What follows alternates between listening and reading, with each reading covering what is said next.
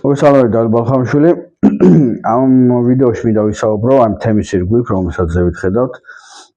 სიმართლე გითხრა, ამ თემის ირგვლივ არ ვაპირებდი საუბარს, მაგრამ იმდენად ბევრია კითხვები და იმდენად გაუგებრობა პაციენტების მხრიდან, ითხოვენ აი სპეციალისტის გამარტებას, თქვათ, ეს მეთოდი მუშაობს, არ მუშაობს, თუ მუშაობს, აი რატო არის რომ უყურებენ რომ პაციენტების გარკვეული კატეგორია კმაყოფილია და მადლიერია და გარკვეული კატეგორია არ არის კმაყოფილი პირიქით კმაყოფილვა და ნეტა არ მისულიყავ თქვათ ამბობს ამიტომ ვერ გაუგიათ და პასუხს ითხოვე რა მეთოდია მუშაობს ამუშაობს ტყუილია აფეისტობაა თუ რაშია საქმე ზოგადად ნახეთ ჯერ ერთი აქსიომაზე მინდა ვისაუბრო აი როგორც ორჯერ ორი რო 4-ია ამაზე ამის ირგვლივ მინდა ვისაუბრო როდესაც გააწოხებთ ძვალსახსოვანი სისტემა ტკივილები გაქვთ და ჩვენ რეალობაში სამწუხაროდ პაციენტები მიდიან სპეციალისტთან, როდესაც აი ითმინეს ტკივილები ან თვითონ ეცადნენ ანთების საწინააღმდეგო ტკივილ გამოყოჩებლებით გაეყუჩათ და აი მივიდნენ, იმიტომ რომ აი სხვა გზა აღარ აქვს, ვეღარაფერი ვეღარ მუშაობს და ეძებენ კარგ სპეციალისტს, ვინც ამას უკუნავს, მაგრამ პრობლემა იმაშია, რომ თან უნდაც მალე მკურნალობა მაგრამ ასე ღრმა წასულ პროცესს რომელიც ამდენ ხანს ითმევით შორსაა წასული პროცესი ბევრი კომბინაციებია ჩათრეული უკვე პრობლემების და ბუნებრივია თან მალე უნდა მორჩენ ამიტომ ის ადამიანი ვინც ეუბნება რომ აი ერთ სიაში ხსნის და კურნავს თურმე პაციენტებს ბუნებრივია იქ მიდიან და მზად არიან მეტი ფულიც გადაიხადონ მაგრამ რეალობა ის არის რომ თუ აი ეს აქსიომაზე ვსაუბრობ მეთქი ღრმა წასული პროცესები ძვალსახსოვან სისტემას როცა ეხება მნიშვნელობა არ აქვს ხერხემალია, მუხლის ახსარია, მხრის ახსარია ყოველთვის უნდა კომბინირებული მიდგომა ანუ სპეციალისტი რომელიც შეუძლია გინკუნალოთ წამლებითაც, მასაჟითაც, ფიზიოპროცედურები, მანუალური ციცის, თუ წერტილოვანი ციცის უკიდე უკეთესი, სამკურნალო ვარჩებიც, ანუ რაც უფრო მეტი მეთოდს ფლობს კომბინაციაში, ამ კურნალობის პროცესს უფრო ამოკლებს და სწრაფ შედეგს იღებს, ამიტომ რომ ფიზიოლოგ კანონზომიერებას ვერავინ გადაახტება, ხო და ესე ვერავინ გააქვს, რა სასწაულით მოქმედი თუ არ იყო. მაგრამ რაც მეტი მეთოდს ფლობ, უფრო ამოკლებ და სწრაფ შედეგს იღებ. ეხლა ეს არის გვარი აქსიომა. ეხლა ნახეთ ვისაუბროთ იმაზე, კითხვა ისაა, კი, მაგრამ პაციენტები რატომ არიან კმაყოფილები, თუ უყურებთ, მივიდა თან პირდაპირ ჩართვა, მივიდა პაციენტი, ზოგი მიიტანეს, დააწვინა, დაარტყა მუშტი და თავის ფეხი ჩადგა და უიმენა რა კაია გამიარა.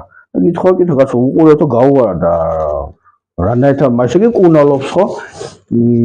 ამიტომ ნახე მინდა გისმენთ ახლა ეს მეთოდი რატომ არის ერთ სეანსში პაციენტი რო ხო შედეგს იღებს, მაგრამ რატო არის რომ მე უკმაყოფილოა. ნახეთ, ავიღოთ ხერხემალი, ეს არის ხერხემალი. აი ეს ორი მალა წარმოიდგინეთ, აი ხერხემლის მალებია და აი მალების ახასიათებს ერთმანეთს კი მიახლოება. აი ეს მალე ორი მალა რო ამოვაცალოთ, რის გამოც წარმოიქმნება ტკივილი, ხო? მალა იწყებს დაწოლას, მალს საშორისი ბირთვი გამოდის ნერვისკენ, აწება ნერვს, ჭყლიტავს და ეს წარმოქმნის საშინელ ტკივილებს. თუ დიდხანს დააწოდა, იმიტომ თქვი პაციენტები მიდიან ხოლმე აი გვიან უკვე კიდე შორს წასული პროცესი მიდის, ურთულდება და რთულდება, მარტო ზეწოლა კი არ მიდის, ეს ჩაქცევები მიდის, ის ჩაქცევის, ის ნერვი რომელიც მოჭყლეტა, ითიშება ის ნერვი, კუთხებს თიშავს, ანუ ჯაჭვური დარღვევები მიდის. ახლა ნახეთ, რატო არის მაშინ პაციენტი კმაყოფილი? ამ დროს მოჭყლეტილია, მივიდა ამ სპეციალისტთან, თითოეული ამბობს, რომ აი ეს მალა დამჯდა, უნდა ჩავასწოროთ. ზოგიერთ როტირებულია, გვერდზეა იძახს როტირება, რაც იშავს, მალა უნდა იყოს აი ესე სწორედ, აი ხაზებს ხედავთ, უკანა მორჩები ესენი, ხან არის ესე. და იჭყლიტება ან პირიქით.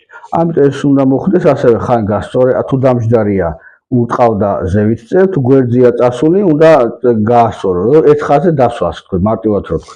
გასაგებენაზე. ამიტომ ეს ვინც ამბობს დარტყმის მეთოდებს დაადო თითი, დგა დაარტყა, გახსნა ნერვი, აეშვა ნერვზე ზეწოლა და გაუშვა ტკივილმა. ეს ანალოგიურია კანონზომიერება რო ვთქვა, წარმოიდგინეთ, რომ აი ხელი მოყვათ ქვის ქვეშ, დიდი აგური დაგეცა და ჭყლიტავს ხელს. ბუნებრივია საშინელ ტკივილს გამოიწვევს, ხო, მithom რა დიდია ჭყლიტავს და ყვირიხად გიშოროთ ვიღაცა და მოვიდა ვიღაცა აიღო ეს აგური გადადო. ბუნებრივია იმ მომენტში ტკივილი ხომ მოგეშებათ, ყოველ შემთხვევაში უკეთესად იგზავნა ნამდვილად თავს, ამაში დამეთანხმებით, რომ იყო ზეწოლა, მოიხსნა და ბუნებრივია კომფორტულად გზავნა თავს, იმიტომ ზეწოლა მოიხსნა, მაგრამ ნახეთ და ბუნებრივია პაციენტი კმაყოფილია, მადლობა ექიმო, შენი მარჯვენა ხელები ჭირიმე, გამიარა, უკეთავარ, მაგრამ რა ხდება მე, აი ეს მაგრამ რა არის? როდესაც მოხდა განთავისუფლება, იმ მომენტში კი მოიხსნა ზეწოლის გამო, მაგრამ დიდხანს რო იყო ზეწოლა და ზევით რატო თქვი, რომ პაციენტები გვიან მოდიან მეთქი, რაც უფრო დიდხანს ხდება ზეწოლა ამაში დამეთანხმებით ქსოვილზე, ბუნებრივია იმას რო აიღებ იმ აგურს, იქ უკვე კუნთი დაზიანდა, კანი დაზიანდა, ჩაქცევები მოხდა, ანთებითი პროცესი წავიდა, ნერვიც მოიჭყლიტა, დამეთანხმებით, ხო? ანალოგიური ხდება ხერხემალში, თუ ჩვენ ვერ ხედავთ, მაგრამ იგივე ფიზიოლოგიური კანონზომიერება ხდება, რომ ეს მალა რო დააწვან ეს, იქ მოიჭყლეტა, ჩაქცევები წავიდა, ანთება წავიდა, კუნთები გაითიშა, დაზიანდა ქსოვილები, იმის აღდგენა უკვე საჭირო და ეს დაწყვილმა მომენტმა იმ მომენტში კი მოხსნა, ანუ ქვის მომენტი, რომ კი განთავისუფლდა, მაგრამ ეხლა იქაა სამკურნალო. იქ უკვე სხვა მეთოდი ჭირდება, დამეთანხმებით, ხო იქ კანი როა, ანთება როა, დამეთანხმებით, ყველა ვიცით, აქ უკვე რაღაც ანთების საწინააღმდეგო მალა მომჭირდება, თუ ნერვი დაზიანება, ნერვის ანთების საწინააღმდეგო მინდა, თუ რაღაცა ჩირქოვანი, იქ ჩირქოვანს ცალკე უნდა უმკურნალო, ხო ჩირქოვანი ამ შემთხვევაში ხერხემალში არ არის, მაგრამ მეთანხმებით იმაში, რომ აქ უკვე სხვა მიდგომა უნდა, კანონზომიერება ჩვეულებრივი. ამიტომ ვამბობ, რომ რაც მეთოდს ფლო სპეციალისტი, მედიკამენტებით იყენებს, მასას იყენებს, მანუალს იყენებს, ფიზიოპროცედურებს იყენებს, სამკურნალო არჩევს, სიტუაციიდან გამომდინარე, რა დაზიანებას აქვს ადგილი, იმას იყენებს, თქვა მანუალური ეფექტურია, როცა ეს დამჯდარია, რაც აღნიშნე ხეს დაარტყავ თუ რბილი ტექნიკას გამოიყენებ, მანუალურს რითი გახსნი თუ რბილი გაწელით გახსნი, რა მნიშვნელობა აქვს? გახსნა მოხდა.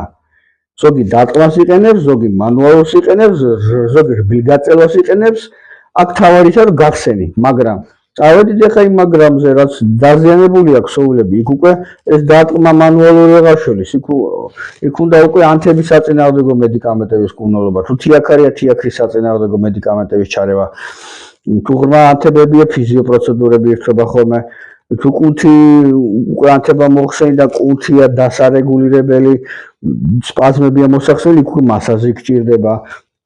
მე ეს ყველაფერი შედეგი რომ შეინარჩუნო, სამკურნალო ვარჯი გჭირდება, გესმით? ამიტომ არის ამ შემთხვევაში ის კატეგორია პაციენტების უკმაყოფილო, რომ იმა რომ დაარტყა, იგივეა როგორც თქვი მანუალურად ჩაატარა, განთავისუფლდა, მაგრამ შემდეგ ის პრობლემები აღარ კურნავს, არ იცის კურნალობა უკვე. იქაა სამკურნალო, ამიტომ რომ მიდის პაციენტი, იქ მაშინ კი კარგად ვიყავი, მაგრამ ისევ ტკივილები მაქვს, უკვე იქ დარტყმები და ჩაქუჩის დარტყმა ვეღარ შველის.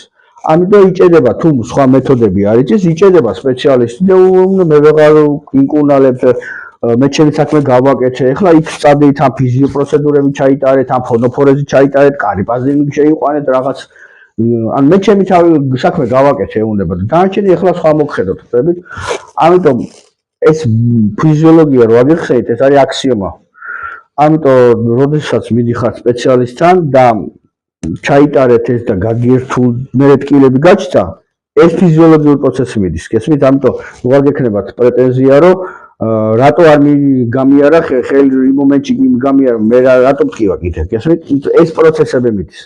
ამიტომ გაითვალისწინეთ ეს რჩევები, როდესაც მიდიხართ ამ სპეციალისტთან, რომ ეს მეთოდი, ერთი მეთოდით კურნალობა ისე იძახი, მარტო დარტყმებზე არ არის, მარტო მანუალური გინდა, მარტო ფიზიოპროცედურები გინდა, მარტო მასაჟი გინდა, ცალ-ცალკე ვერ კურნავს ამას. თუ თქვენ მართლა კურნალობა გინდათ, უნდა მიხვიდეთ სპეციალისტთან, ვინც კომპლექსი იცის, მეთოდები, მიდგომა იცის.